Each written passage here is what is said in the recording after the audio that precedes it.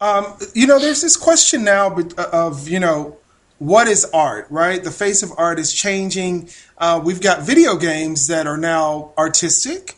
We talked about the benefactors of digital art and culture. What about artists and game developers? Artists and game developers. It's always something that I hear every single day. Video games are art. Video games aren't art. I don't know. I have this idea that you have to draw a picture still to make it into a video game, right? Doesn't that still constitute as art, right? And some of those backdrops in some of the games are still painted and then put into the game itself.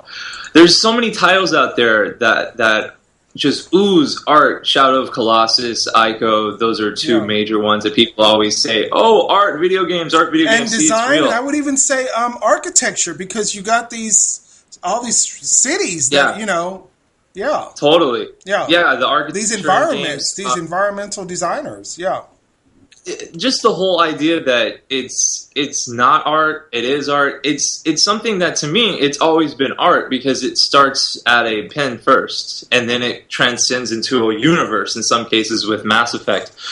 And going into the digital age right now, it's so amazing right now that you don't have to have been born into Sony or Microsoft.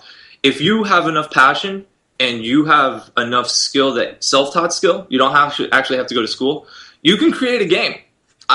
Super Meat Boy is one of those artists and developers that he just Edmund sat down one day and was like, you know what, I'm just going to do this. And he created a cult hit, basically, but not without a lot of hard work. And that's just what we're seeing right now with digital, is that if you have enough passion, you can kind of skip the major publishers, Sega, Sony, all Nintendo. You don't have to go through them anymore. Kind of like what the hip-hop artists did. Kind of like the rap artists and the hip-hop artists kind of did that same thing. It comes to mind, now, didn't you come from sort of like a corporate background and then transition into this new thing you're doing?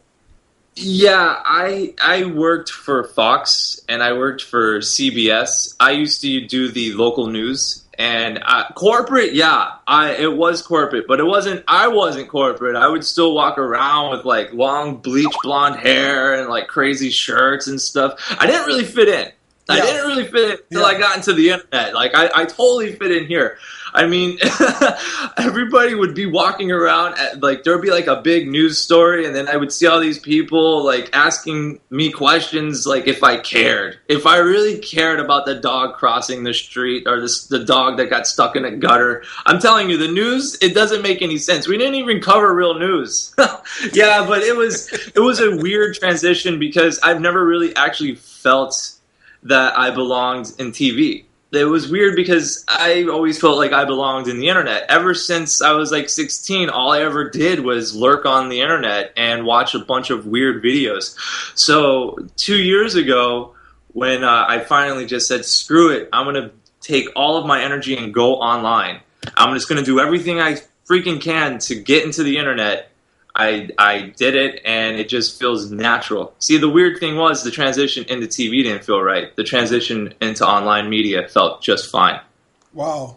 Thank you so much for taking the time to speak with me. Oh, no, thank you so much. Yeah, I'll make sure that this guy doesn't get any of you, but me, I'm a slave to entertainment.